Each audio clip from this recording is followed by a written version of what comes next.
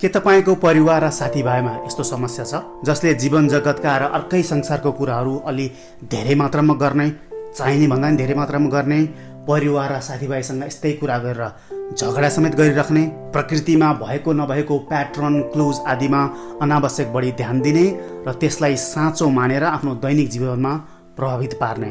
याद गर्नुस्, यस्तो बानी चाहिने भन्दा अलि धेरै हुने, कुनै व्यक्ति वा आफ्नै छरछिमेकमा भइरहने वास्तविक घटनामा ध्यान दिन नसक्ने, वास्तविक हुन नसक्ने तर सम्पूर्ण मानव जगतको बारेमा भेग कुराहरू मात्र गर्ने। फेरि याद गर्नुस्, चाहिने भन्दा धेरै गर्ने।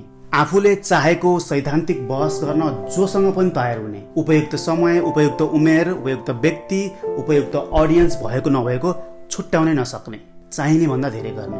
इमोसनल अनस्टेबल भइराख्ने, स्टेबल इमोसन हुन नसक्ने। शिक्षा र सिप हुँदा पनि आफ्नै बोली र व्यवहारको कारण लामो समय एउटै जागिर गर्न नसक्ने, एकै ठाउँमा लामो समय तग्रन नसक्ने। मानव भएर यस्तो गर्नुपर्छ, समाज यस्तो हुनुपर्छ भन्ने एक किसिमको धारणा बनाउने र बनाएको धारणा जस्तो हुन नसक्दा आफैलाई छटपटी हुने, असहज महसुस गर्ने, आफैले पनि दुःख पाउने, जसो कारणले परिवारले पनि दुःख पाउने। आफूले बनाएको धारणा गलत साबित गर्ने प्रमाण जुटाएर दिँदा पनि ऊ आफू परिवर्तित हुन नखोज्ने, अरूले उसलाई सम्झाउनै नसक्ने। फेरि याद गर्नुहोस्, चाहिने भन्दा धेरै गर्ने। साथी सर्कल, परिवार आदिसँग ऊ बिस्तारै टाढिँदै जाने वा अरू व्यक्तिहरू उसँग नजिक सङ्गत धेरै गराउन सक्ने नखोज्ने।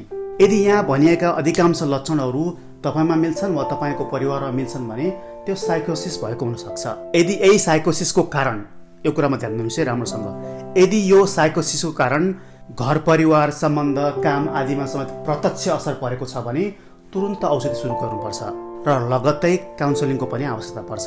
यदि यस्तो तपाईँको परिवारमा भएको छ भने बेलैमै उपचार गराउनुहोस्। नजिकको थेरापिस्ट वा साइकेट्रिक प्रोभाइडरलाई तुरुन्त देखाउनुहोस्। विदेशमा भएका नेपाली भाषी विदेशी नागरिकको लागि मैले काउन्सिलिङ सेवा सुरु गरेको छु।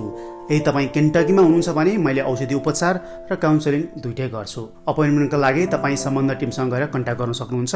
लिङ्क कमेन्टमा वा प्रोफाइलमा हुनसक्छ। केन्टकीमा हुनुहुन्छ भने तपाईँ rula.com गएर अपोइन्टमेन्ट लिन सक्नुहुन्छ। rula.com/psychiatry साइकियाट्री मेडिकेसन म्यानेजमेन्ट भन्ने अप्सन रोज्नुहोस्, त्यसपछि तपाईँले मलाई भेट्नुहुन्छ। अपोइन्टमेन्टहरूको बारेमा तपाईँलाई प्रश्न छ भने त्यो पनि तपाईँ सम्बन्ध टिमसँग कन्ट्याक्ट गर्न सक्नुहुन्छ, उनीहरूले तपाईँलाई गाइड गर्छन्।